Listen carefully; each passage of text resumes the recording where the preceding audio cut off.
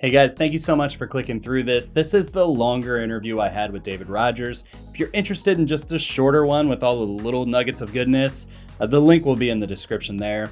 But in this interview, we talk about what it was like to make The Office. David Rogers was an editor, producer, and even director for the show. So we get into a lot of really good stuff here, like The Banker, we get into Niagara, we get into Delivery, we get into Scranton Strangler, we get into so much stuff. It's one of my favorite interviews I've had so far. So thank you so much. With that, let's dive into the interview. Okay, so we're here with David Rogers, award-winning all-around person on The Office. So my very first question for you is, why did you decide to go into filmmaking in general, and why editing? That's a good question, Chris. Well, I got into filmmaking. Honestly, when I was a kid, I saw Superman the movie. I don't know if you can see in the background here. I've got so much Superman. I love it. Collection of Superman stuff. But yeah, I saw Superman the movie, and I was just blown away by, as a little kid, I was just amazed at what they were able to do. And I just was like, how did they do this? How did they make this? And I started thinking about, okay, what does a director do? And I started learning and reading. And, back then there was no internet. It was, you'd read like Starlog magazine and things like that. And, but just getting my hands on any behind the scenes type of things that I could. And so that was really what started me off being interested in filmmaking.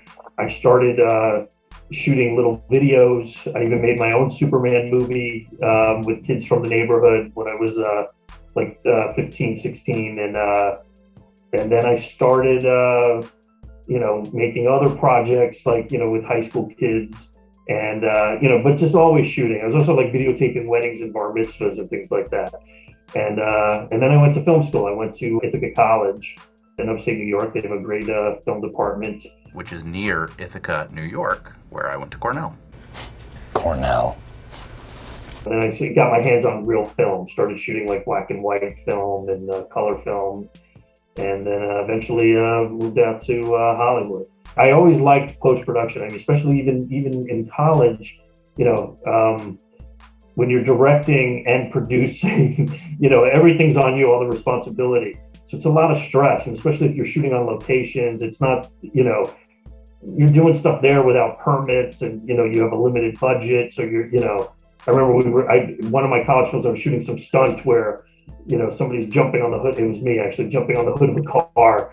And as the car is going, on this road, and it's like, a UPS truck pulled up and was blocking part of the road, and we had to wait, because it's not like we got permits to film on it. It was always stressful. I loved though getting the footage and then getting to just play with it in editing, really getting to just, post it, just manipulate the footage and edit. And I just it was just something I excelled at in college, was the editing process. And then I moved out to Los Angeles, and I was doing various things, production assistant, on low budget videos, independent films, commercials, music videos, and then eventually kind of got, back into post-production, apprentice editing, assistant editing, made my way into television. Got into Seinfeld, right? Is there a story behind that? When I got out here, I was working for a couple of years, like I said, just assistant editing on things, and then I started cutting trailers, low budget movie trailers. I think I spent a year at this trailer house, but what was great was Avid was still pretty new at that point.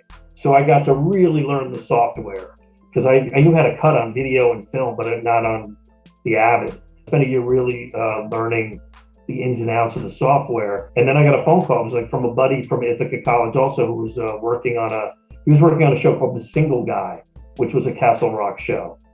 Also, Castle Rock was, the producers of Seinfeld and The Single Guy. They had a few other things at that time. But what happened was it was season 8. We were Seinfeld was going into season 8, and the Larry David had left.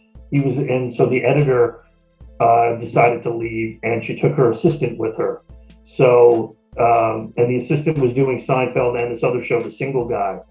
So my buddy said, "Hey, are you available? I know you're editing. Would you be interested in assisting? It would be for Seinfeld and the single guy."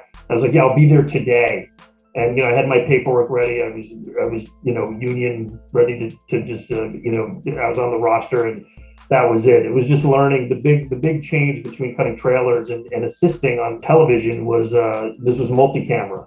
So you're dealing with 4 cameras at the same time, and there's a whole thing with grouping them and just prepping it for the editor and stuff like that.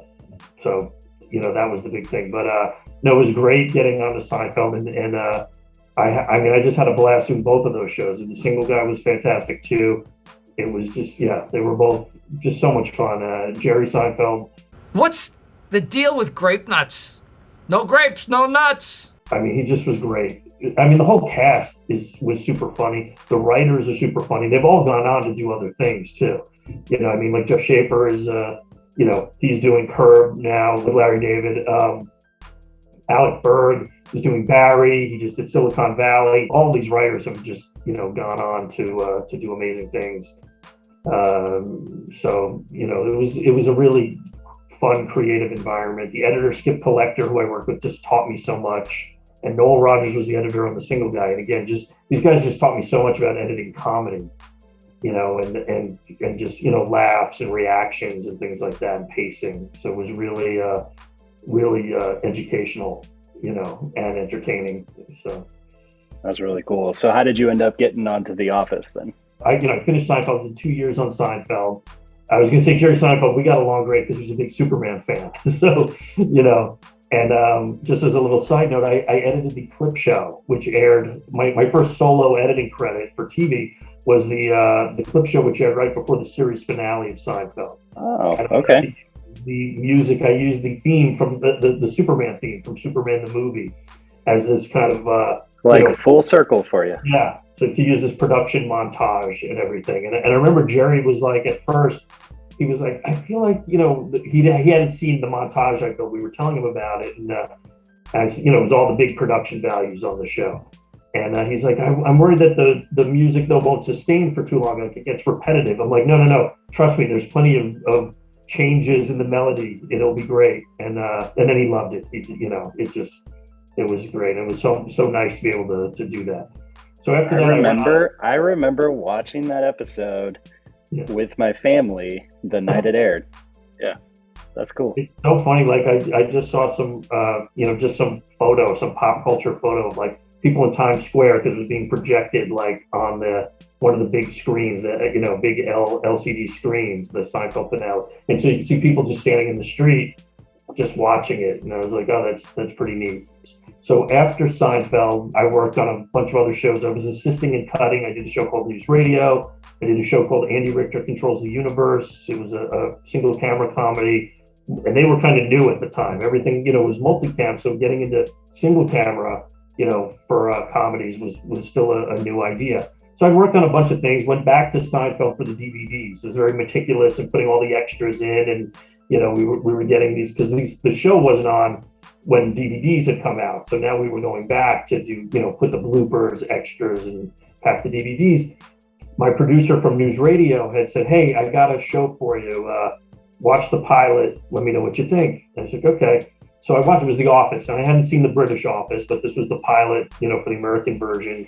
I watched it and I loved it. I just loved it. And at one point in there, he does Steve Carell does a $6 Million Man impression.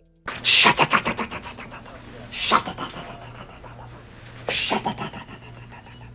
And I'm a huge, you can't see all my toys, but I have some $6 Million Man toys up there.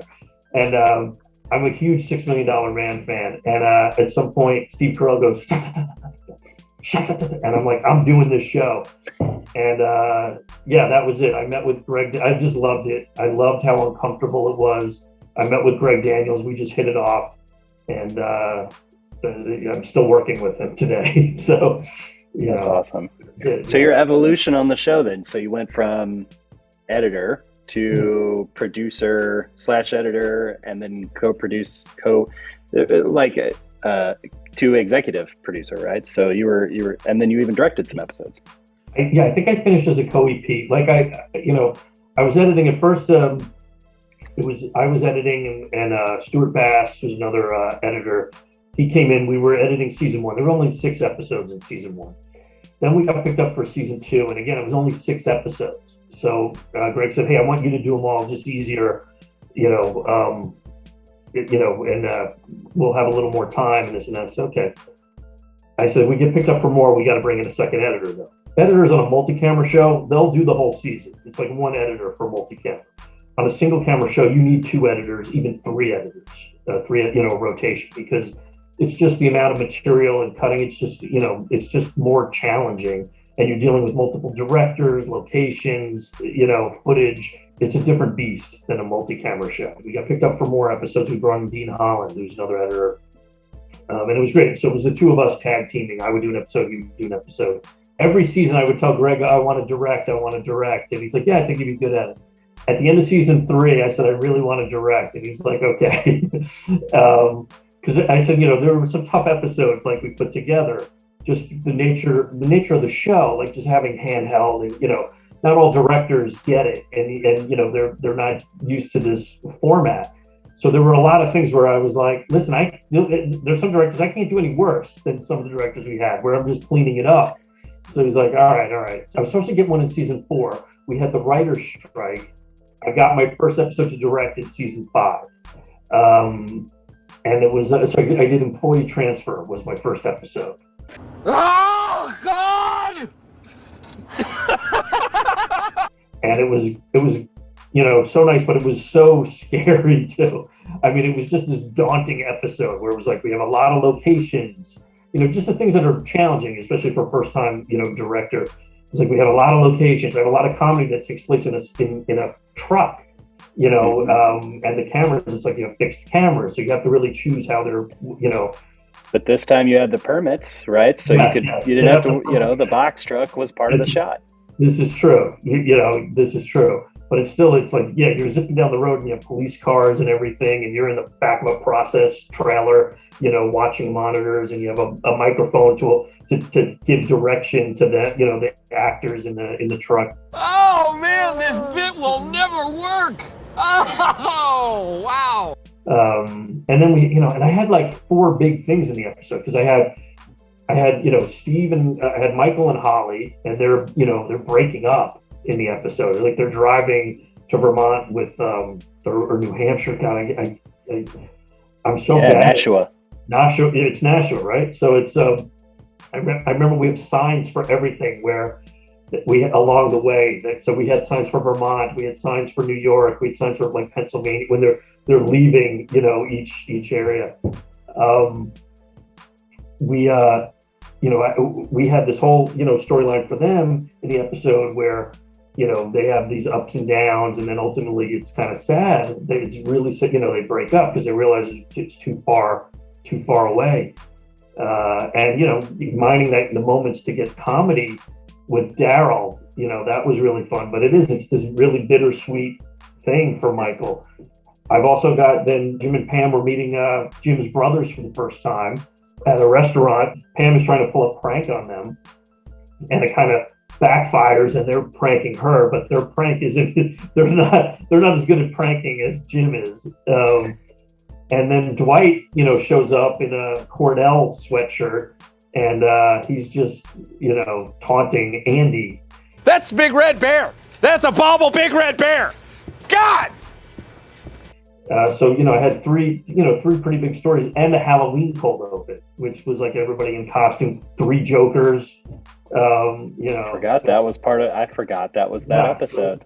There was a big, it was a big episode. So there wasn't your first episode. There wasn't a single normal office like moment in the whole show. I mean, there was even the conference room where Andy and Dwight are going back and forth, and Dwight ends up pushing the table. I mean, the pulling of the table wasn't scripted, but what happened was that Greg Daniels had a great note, because I had set up the conference room like just the long table way, and he's like, "Oh no, it'd be funny. What if we turn the table, and Andy makes it a desk?" And I was like, "Oh, that's great."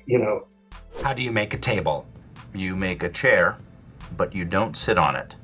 So, it's even as a director or writer, everybody's got ideas, and Greg just had this great idea to do that. And once we did that, then these guys could play. And at the end, yeah, Dwight takes the table away because it's like, who's interviewing you? Who's interviewing who? And your affiliation with Cornell will end completely. That is all, sir. You may go.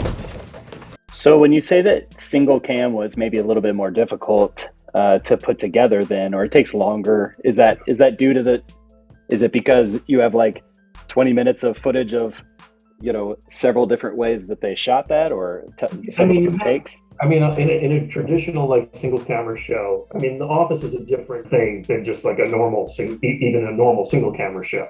Just a normal single camera show, it's like you would shoot one direction, and then the camera crew would move all the gack, you would light, take an hour, and then you would shoot in the other direction. So if two people are having a conversation in a room or something. In The Office, we just kind of lit everything all at once, and we would have, two cameras going, we'd cross cover the scene, and, they're whipping around and doing this, and maybe we would get, some coverage of pickups of other reactions and things. In multi-camera, you're shooting 4 cameras at the same time. So you're getting comedy that, generally actors do something that's being covered in multiple cameras. So it's a little easier to get stuff to match. Still challenging to edit multi-camera, but one editor, I think, can do it all. You're not getting the overall amount of footage, I think, that a single camera show gets. And also in multi-camera, you're shooting everything like in one day, maybe 2 if you're pre-shooting some stuff the day before. In single camera, you're shooting, a little bit each day.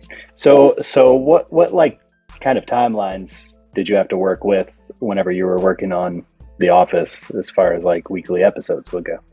What's that timeline look like? So what's funny is this: I've worked on shows, since The Office, and there's all these rules. Like the editors' assembly is supposed to come out like 2 days after the last dailies. And then the director gets it, and they get, 2 days, and then it goes to the producer, and then the producer can't watch the editor's assembly before the director's cut, and they have to wait at least till the director's cut's released. On The Office, I wasn't aware of the rules, at least for the assembly. Basically, it was like, when it's done, it's done. These take a long time to put together. Our episodes were long. That's the thing also. The one thing was, our editors' assemblies, as opposed to like a standard, type of show where, okay, you put together your assembly and maybe it's 24 minutes and you got to get it down to 21:35. We had shows that were like 35 minutes long with the assembly. Because of the handheld, our lighting setups would take 15 minutes as opposed to an hour, hour and a half, 2 hours. So therefore, they would just write longer scripts. And then we could just, keep what we needed, toss out what we didn't, from the assembly. But that's why we have so many deleted scenes, or why I'm able to do these extended cuts, because we just shot so much because of the speed. But the flip side of that is it took longer to put these episodes together. And then also you have to understand you're working on previous cuts too. So like I'm getting dailies in for a new episode, but I'm also either working with a director on a previous episode or a producer's cut, going to the network on a previous episode. Sometimes I'm doing dailies and a director's cut for one episode and a producer's cut on another episode. Like that's what happens. So it pushes like when this assembly is going to get done, because these other things take priority. So it's hard to say how long it would take. I guess you could say from the first episode of the season, because you would start to, it would, after that, the schedule would start to get a little out of whack. The one thing is that we didn't have music. Like I've worked on other shows where you have a lot of VFX or music. And even that's like, you have to do a day where you're like listening to cues and temping in stuff. We didn't have to do that on The Office. Most of the scenes are dry. There's no scoring. It's just if something's playing, from a stereo or, in the scene, that we would have music. Yeah, I can only think of a few situations where there's actually music. I just did the episode in season 6, the co-manager thing, and Dwight's trying to bug Jim's office.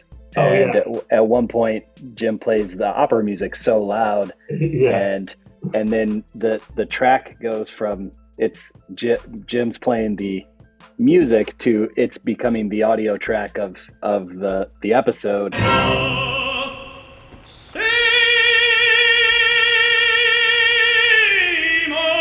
Yeah, and that's it. That's when like we would have music like that, where the filmmakers, the documentarian, famous documenter, and would be able to use that track, a track that was used in the show to be able to play it.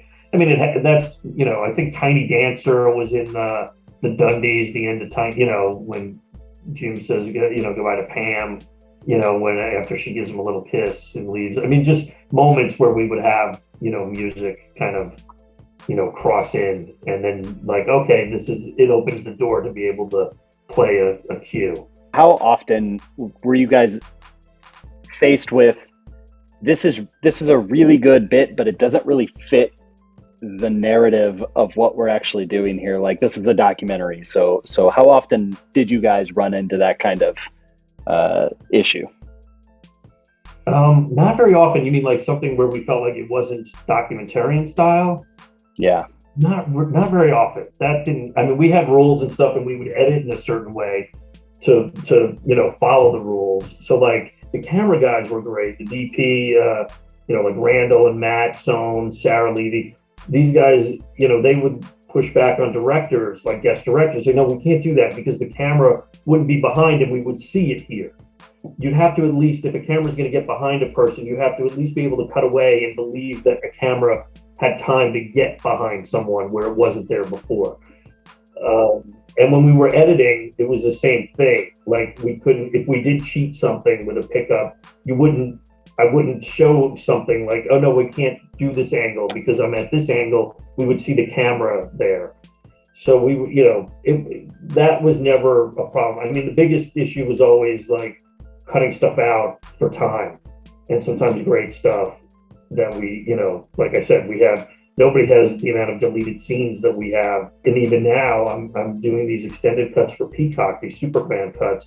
So I'm finding stuff that didn't even make, deleted scenes, because it might have been just a few jokes that were good, or it might have been a whole scene that just, didn't, it's an orphan in a sense, and like didn't make it onto the deleted scenes, because the deleted scenes we tried to like make as a cohesive little supplementary type of episode in a way. I'll tell you, I just found a cold open for an episode that we cut out of the episode because the episode was long and we didn't put on the deleted scenes. I think we were planning on saving it and to use somewhere else. Like, okay, we banked a cold open. And then we didn't need it for the rest of that season. And then by the time we got into the next season, we didn't use it. So suddenly I just found this cold open that is a complete cold open that no one's ever seen before. The long lost cold opening. Yeah. So it's, I don't want to give too much information on it, but hopefully it'll be released soon. You guys will see it when the new Superfan Peacock Superfan extended cuts season comes out. I think the one episode that I would love to just live in, to have more content, is the dinner party episode. So I am looking forward to an extended cut there. You burn it, you buy it. I did do an extended cut of Dinner Party. There's not a ton of extra stuff. There's some deleted scenes. The episode is so good and tight, you don't want to get it bogged down. But most of the stuff is in there. There's just like, there's a few little jokes here and there, just a few little moments like, oh, so just, a little taste of things, but it's not, and like I said, anything that was of substance is pretty much in the deleted scenes, but at least now it's been remastered. And there are a couple little surprises in there that I think people will get a kick out of. The other thing is like, I don't want any of these extended cuts to feel like a bloated assembly. They will feel longer because they are longer. And sometimes it is, it's like, the pace and speed of the original episodes is they're breezy and fast because they're 21:35. I'm trying to find like, oh, here's a good joke, and I'll put this in, and here's another good joke.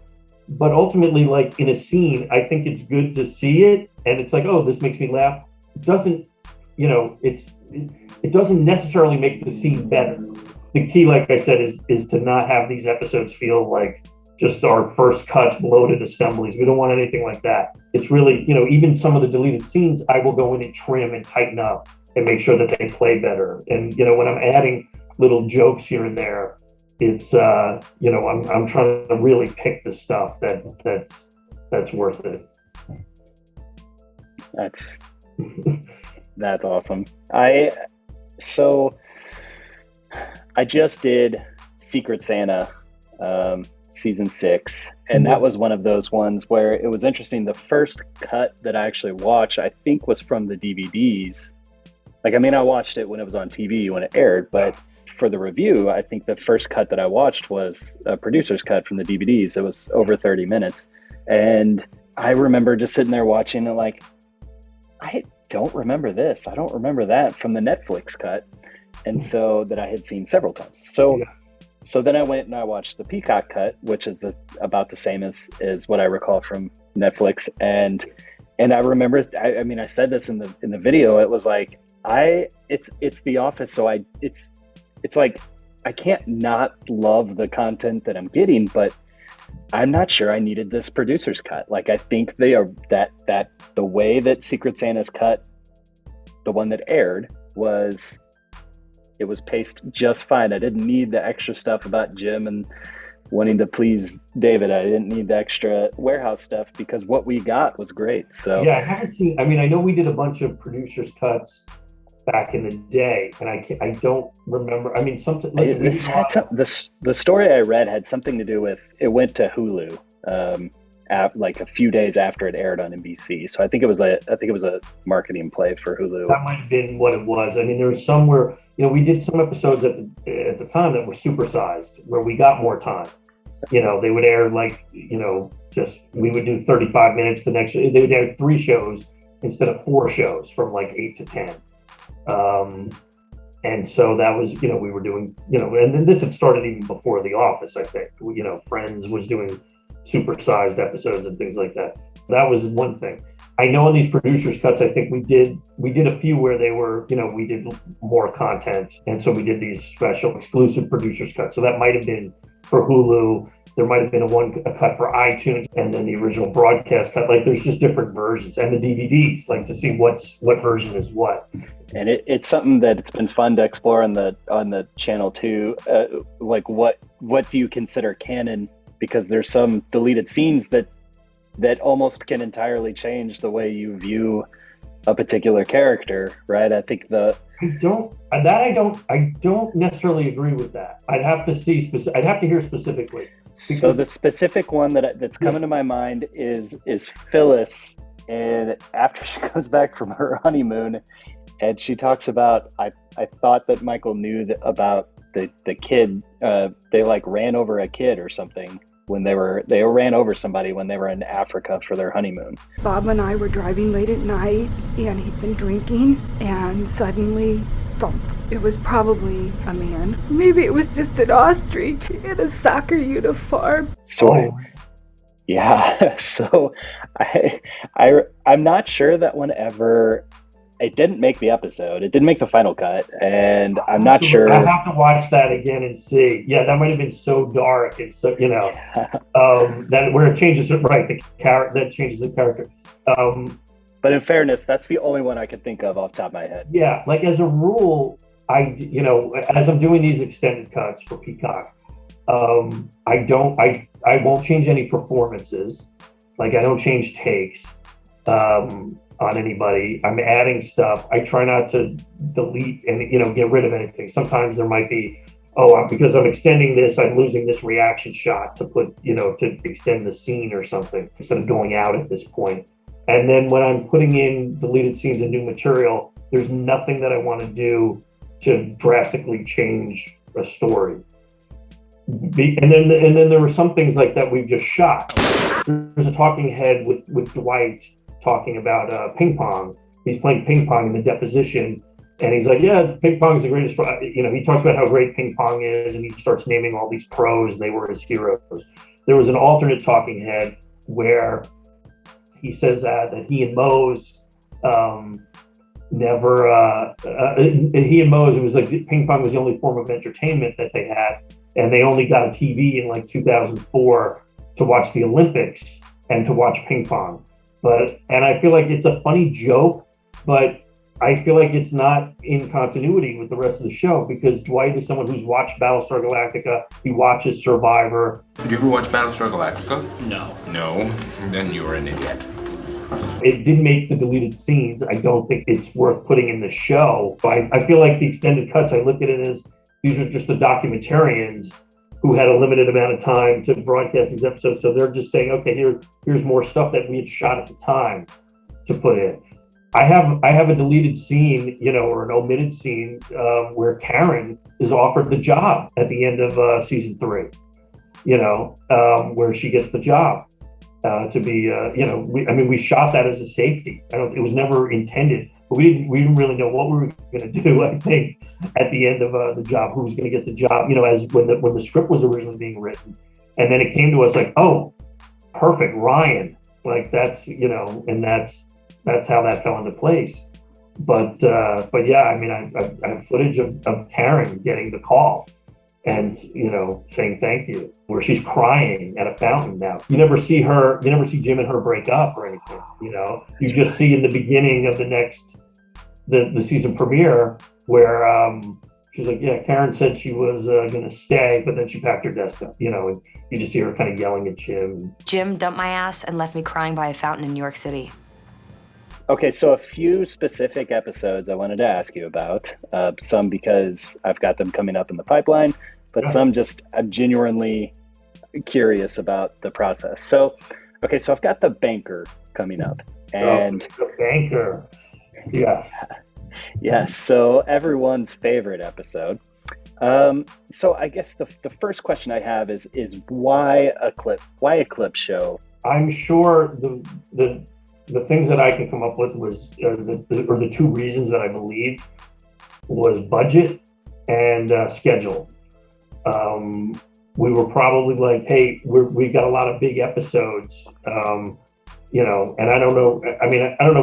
The guest stars. We had Kathy Bates coming in, and we had some cameos like I'm blanking now on his name, but he's so great doing the Saber video. Christian Slater. Hi, I'm Christian Slater. What's it like to work for Saber? Let's find out together. But I think that we probably just had some big episodes in season 6. So it might have just been like, hey, this is something like this helps with the budget and also helps with the schedule. Because if we're doing these big episodes and sometimes they just take longer to shoot, that you need to make up the time. So if we're, if this was something where it was like, hey, we can do this, it'll help us for, budget stuff later. And then also we're not shooting, we're only shooting 3 days. We're only dedicating 3 days to this episode. Sometimes even you have a delay where you're like, hey, these scripts aren't ready. So you delay production for, this happens all the time in shows where they get a forced hiatus where you're like, hey, we're taking it, because you'll shoot in single camera, you'll shoot like 3 episodes, 4 episodes and take a week off where you're not shooting. Post is still working. Writers are still working. The other departments, they're prepping, but we're not shooting because you got to understand on a show, like even when you're shooting, everybody's still writing, you're getting the next one going. The director is prepping the next episode. Costumes, even though they're dressing people on the set, they're also getting ready for costumes for the next episode. And they're probably looking forward to, looking towards the episode after that as well. So sometimes it helps to at least not have the pressure of, hey, we're shooting this week, the cameras are rolling. So sometimes what happens is if the script isn't ready, we'll take an extra week of hiatus. Or if there's an actor availability issue, something like that. If there's a guest star, hey, this person's not available until then. Okay, well, why don't we take a hiatus here and then we'll shoot 6 in a row or something like that. You never know. But I have a feeling it was probably for budget, just to save some money to, because we had big expenses, the production was getting bigger as we would go. We were doing bigger things. We did 26 episodes, but technically, like, Niagara was huge. That's the thing. When you see something like a Niagara, you're listening like, oh yeah, that was an expensive episode. We went to Niagara Falls. We went to like various locations all over LA. You're shooting at a church, you're shooting at a restaurant, hotels, like things like that. So I'm sure that helps make up. We also had the delivery episodes, and those are, when you're dealing with babies and things like that, those are, it's a big episode. So they were just, I have a feeling like that my shareholders meeting, that was another big one, where we have tons of extras and we're, at this big, at a big shareholders meeting. So I have a feeling like that was, that contributed to it. And, even the season before, season 5, we shot 28 episodes. So that's season 5 it's huge. Yeah, most times it's like 22 episodes, maybe 23, 24. So to shoot 28 episodes and then 26 episodes, that's a lot. So yeah, that's what I think. Budget and schedule. So those are the reasons. Now the Banker, it's funny. Like I like the Banker because there's a lot of. It's just like the way it's constructed. I feel like all of the stuff, gets a bad rap. It's like, oh, we don't want a clip show, we want a new episode. So it's like, but it gives you a little bit of a reset before Saber, because Saber is going to be a huge change now. Like when Saber starts, it's no longer Dunder Mifflin, it's Dunder Mifflin Saber or Saber Dunder, or Sabre as Andy and Aaron call it. You sure it's Saber? But the Banker, I love all of the stuff in The Office, all of the framework. I mean, Michael on the, he's on the Segway and he's talking to Computron, like he's trying to sell The Office as the office of the future. I think all that stuff is great and it really makes me laugh. And then I feel like the clips are just a normal, okay, what was this office about? And it's just Computron. You can't forget Computron. The NFL celebrated its 50th anniversary in 1972. Yeah, so just a quick little pops of what the show, is. And there's something I always see people. We did a montage in there of That's What She Said. That's what she said. Michael. Does the skin look red and swollen? That's what she said. That's my joke. Damn it, Dwight. Every time That's What She Said. And then there's one where they're at the company picnic. Not the company picnic, beach games. Okay. Where everybody is, they're sitting at the table and Michael's trying to get them to eat hot dogs. And Michael says, Phyllis is like, I can't, and he goes, just, wet it, Phyllis, just let it, slide down your gullet, just dip it in water, it'll slide down your gullet faster. No mustard, just eat it. Eat it, Phyllis. Dip it in the water so it'll slide down your gullet more easily. That's what she said. Oh, no, not that. Right. And in the show, and then it goes to something, I think in the original broadcast, it just goes to something else. We just didn't have time to show everybody else going, that's what she said. And he goes, no, come on, dude. He's like, there's no time. That's what she said. No time. But she did. No time. But it's great that the whole table did it. So when we were making this montage, I was like, oh, I definitely want to put this in. And it confuses people all the time because then they say like, oh, the censors at Netflix cut it out of the episode. Like I read this where people say they cut it out of Beach Games. And I'm like, no, it was never in Beach Games. It was a deleted scene from Beach Games. But I thought it was good enough to put in to this montage. It really tricks people. It's the only deleted scene that has come back and made it into a show, at least at this point. The episode also ends with the extended cut of Scrap, what? The Electric City. Scrap, what? The Electric City. Scrap, what? Oh, I think there was parts of that Michael's talking head in the original episode covers over. You can hear it going in the background, but yeah. I feel like Banker gets a bad rap for what it is rather than how well it's actually made. Like I said, with the Banker, I think the structure of it was something that at least, the framework was genuinely funny. Seeing Michael on the Segway in that office of the future, I thought was great. It wasn't just like, someone's introducing, hey, we're going to take a look at the best moments of The Office or anything like that. I agree. I think it's well made. I love the montages. There is the Jim and Pam one, where we were talking about earlier how the audio can overtake the track of the episode. There was a decision in that episode, in that montage with Jim and Pam, where the music that they're listening to takes over the rest of the montage, and it just beautifully done. A lot of times I watch these montages and I think, oh, maybe I would have used this clip, or I would have done that, or maybe I would have done this, or whatever. But the way that music comes in, it's just so well done. So yeah, I started directing in season 5, and then I ended up doing like 10 episodes by the end. And in the second to last episode, Arm, assistant to the assistant regional manager, we had a little montage where Jim gives a DVD to Pam, and he has help from people, and it's actually my voice where he asks for help from the documentarian, and it's me saying like, "You got it." Okay, you got it, man. You know, or like, you know. That's awesome. And you know, because I also the Ray-Bans guy, right? I am the Ray-Bans guy. Are you blind? Sir, with the glasses, are you literally blind? I'm concerned you might be in danger. These are expensive Ray-Bans, jackass. Okay. Expensive Ray-Bans, jackass. That is me. I put my sunglasses and say that. I still have my shirt too. I have my light blue Albany shirt from Company Picnic. But yeah, I tempt my voice in the season 9 premiere where Jim and Pam are, you know, Pam asked the documentarian, like, you know, why are you guys still filming us? We're boring. And you just hear a voice saying, we want to see how everything turns out. Well, we're more following you guys to see how you turn out. And that's my voice. And I just thought it would be replaced. And Greg was like, no, I like it. I wanted Greg to change it to his voice. And he's like, no, I like yours. Keep it. So then when we did it again in ARM, when he asked, it's me responding, we play that video. And this was kind of a little bit of a tribute to the fans because they were making music videos when the show was airing of like Jim and Pam, you know, shipping, you know, Jam.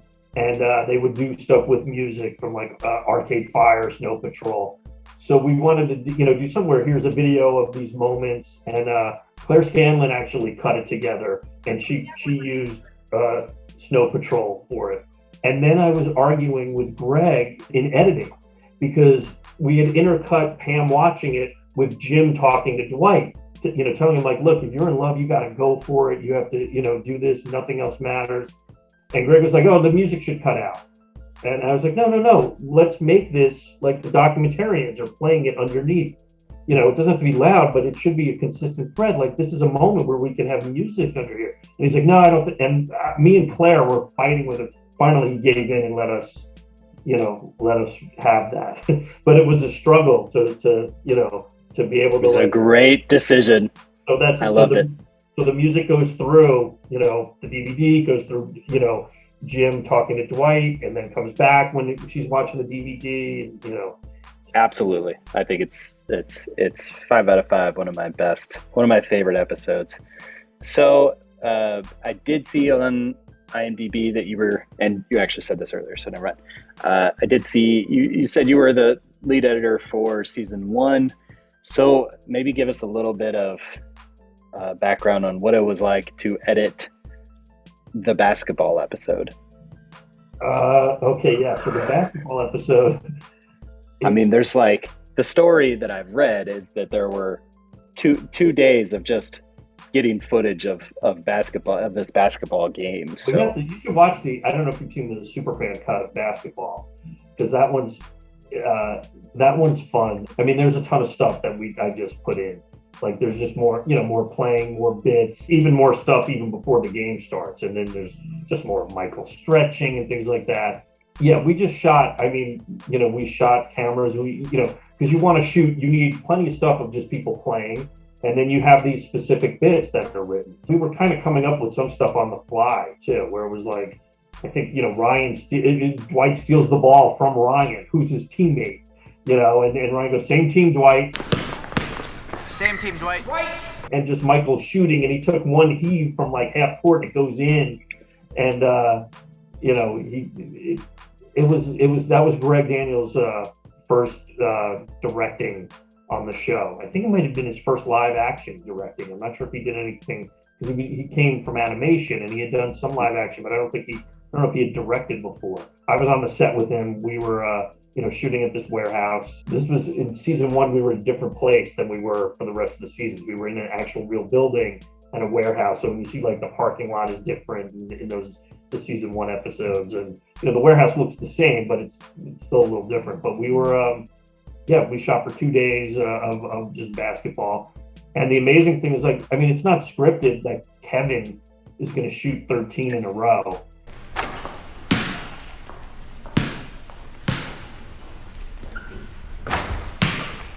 But it just worked out where Greg was like, keep shooting at the end of that, because Brian he's just a natural athlete.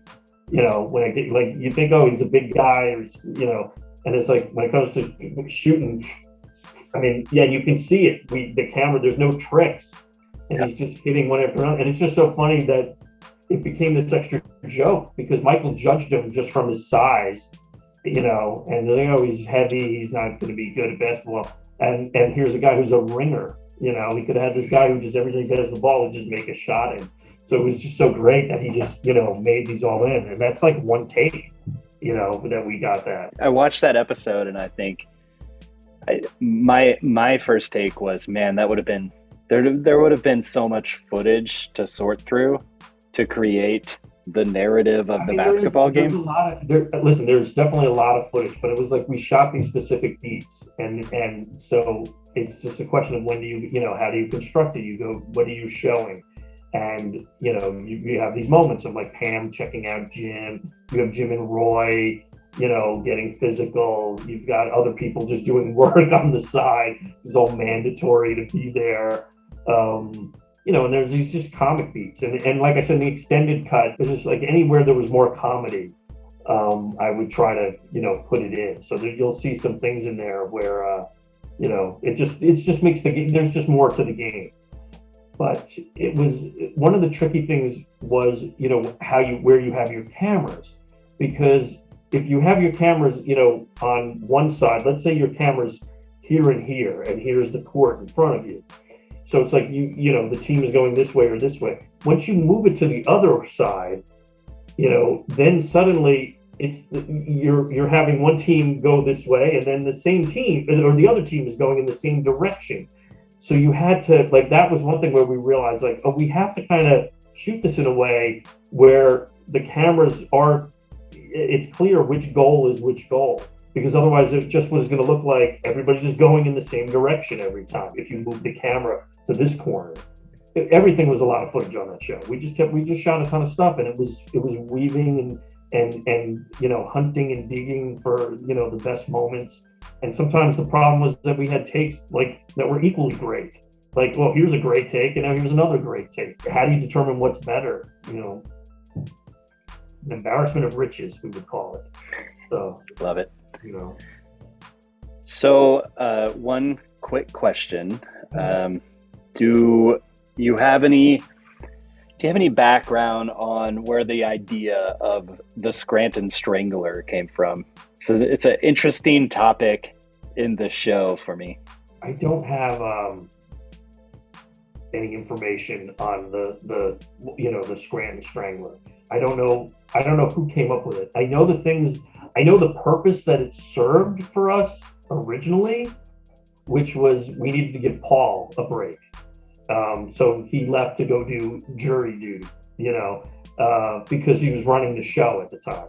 So it was hard for him to be, you know, if he could get a break from acting, from being on set and acting, it helped. That was it. That's why even when he went to Costa Rica, you know, it was to give him more time to write, you know, like just those were the reasons why they chose, like, oh, let's do this and make it the, you know, a murder suspect. I don't know, but I know that's the purpose that it served, was to get Paul a break, to get, you know, Paul Lieberstein, who played Toby, a break as the showrunner, so he didn't have to be, you know, acting. Listen, it was a reason. Greg Daniels thought at the beginning, like, oh, this is great. I'm gonna, you know, normally the writers are the writers, the actors are the actors, but I'm gonna have their worlds combined.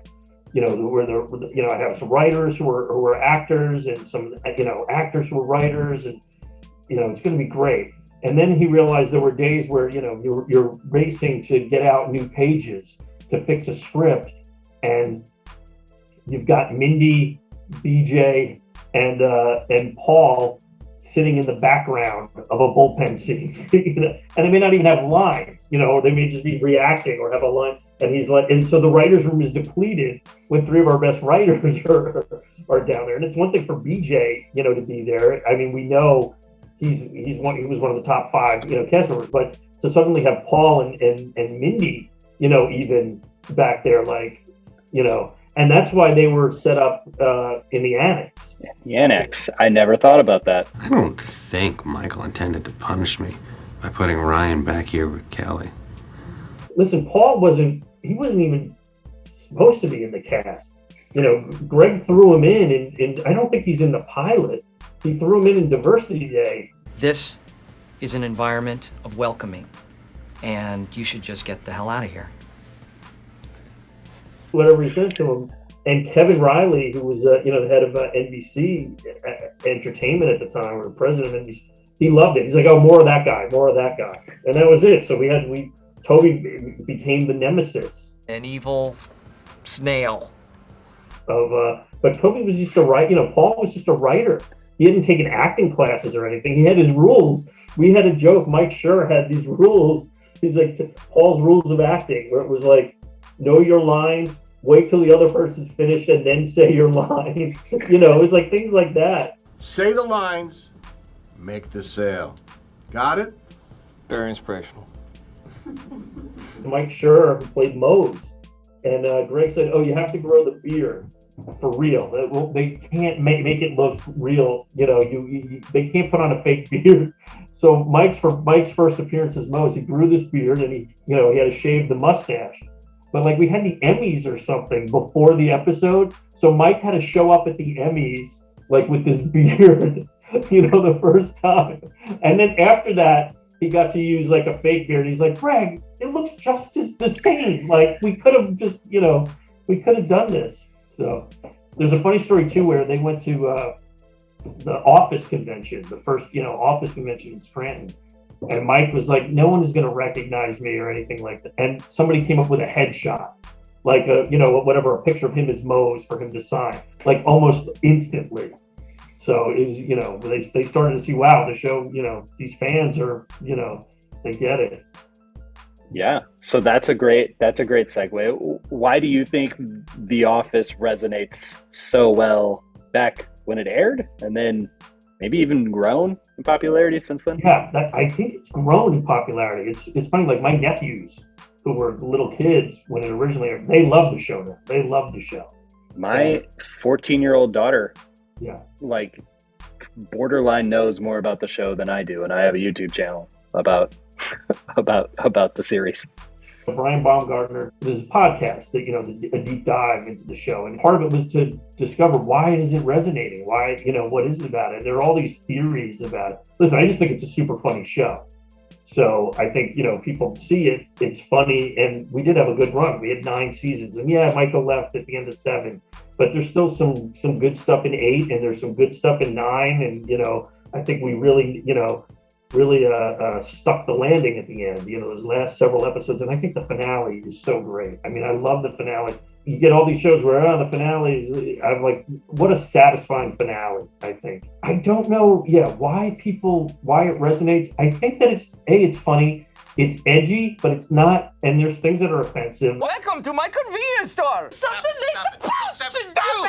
Who's a user? Who's an abuser? Your instinct is to say it's somebody like Stanley or Oscar. Excuse me? No, your instinct. Wow, you were very exotic looking. Was your dad a GI or? I just haven't hugged you in a while. There are certain things that Michael does where he's a racist, or I don't want to say that he in particular is, let me rephrase that. It's not that he's a racist, but he may say racist things, or he does it, but it's not about, him being right. It's about him being ignorant. And I think eventually he learns. And I think he's got a good heart with a lot of stuff. I forgive you for kissing me. And it's almost like Archie Bunker, when you watch All in the Family, it's like, this guy is a racist, but the joke is on him. It's not any of his values. No one is like saying, oh yeah, this guy's right. They're just like, God, he's so, ignorant. And that's kind of the joke with Michael, is that he does these things and he's so, he's so ignorant, and it's about him being, but at least he's open-minded.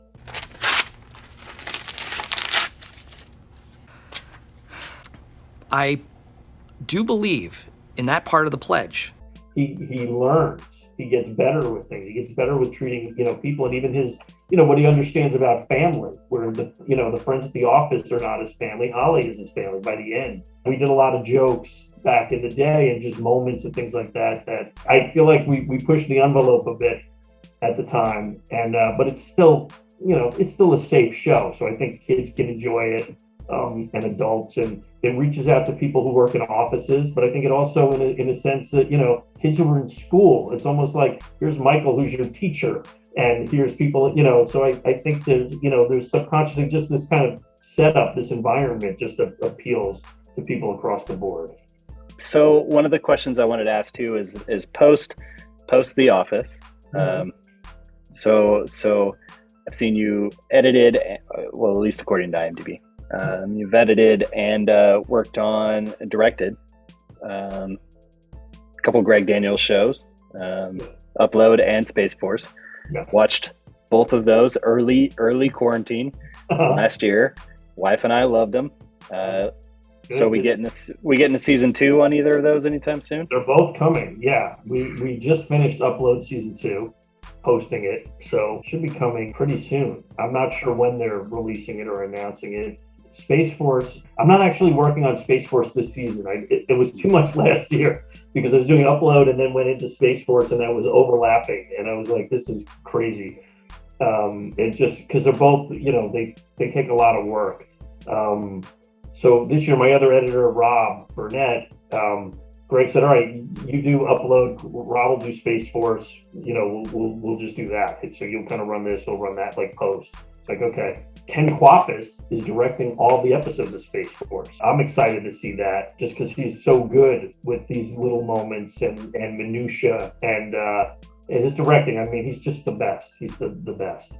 So so Ken Kwapis directed all the episodes of Space Force season 2, and Upload, we had a good selection of directors this year, and it's just, you know, pushing everything, you know. It's just a great season. Season 2 it's just a great season. So one last question: what advice do you give to young editors? A lot of young editors, new people, you know, getting into editing, always ask me, like, you know, how did you get into it? What should I do? And I just say, you know, learn the craft and practice. Learn and practice. Right now, what's amazing is that you can edit on your laptops. You know, I mean, people have, you know, the equipment to, you know, whether it's Avid, Final Cut Pro, Premiere, you can edit stuff and practice. And then just get out there. You know, there's plenty of places out in Los Angeles and wherever cities, towns people are from, to just, you know, hone their skills and get work. Whether it's, you know, doing promos, doing TV shows, union shows, non-union shows, reality shows, documentaries, you know, short films, that's it. Just do it, build up a reel, and then just focus on what you ultimately want to work on. If you want to work on, you know, comedies, scripted dramas, you know, action movies, and, you know, that's it. And I mean, you know, once you have some work under your belt, you know, look into the union. There's the Motion Picture Editors Guild, and that's it. You know, get your hours. You know, it'll tell you what you need to do. Get into the union, and then you're ready to go for you know, to get work on TV shows. I will say that in a lot of cases, it's good to learn the tech stuff and to come in as an assistant editor, and then, you know, and do that work first, and then, you know, even if you know how to edit, but then learn. Like, that's what I did, and I got educated literally on, like, okay, now how do I cut comedy? What's it about with pacing? What is it? What's funny? What kind of stuff am I looking at? You know, and you get better and better. I mean, that was you know, it's again, every type of editing. If you're cutting a trailer, it's like short pops, you know, and stuff like that. If you're cutting a drama, it's like, you know, it's pacing, it's performance. When you're cutting a comedy, sometimes you have to make the comedy. You know, it's not just there on the page. It's like, oh, if I do this and I cut to this reaction, that's going to be funny. If I leave a little more air there and just have them sit in it, the uncomfortableness, that's funny. And I feel like learning from someone who is an editor, if you're, you know, coming in as an assistant editor, learning all of the tech stuff, how to prep a show, you know, what kind of things are, you know, involved with the dailies, how do you export, you know, and just learning the whole process of how a show is made. You know, everything from, like, okay, we have to turn over sound to the, you know, the sound editors and the mixers, and you know, those are the things to learn to at least understand how a show is made, and to learn, okay, what's happening in the performance, and watching the cuts and seeing how the assembly changes to the editor's cut or the director's cut, producer's cut, network cut, things like that. So that's really, I think, to do. And then, you get your shot in the cutting. You start cutting scenes, and before you know it, you co-edit an episode, edit an episode, and you're on your way. It's really cool. Well, we've gone really long, way longer than I was anticipating. That's what she said.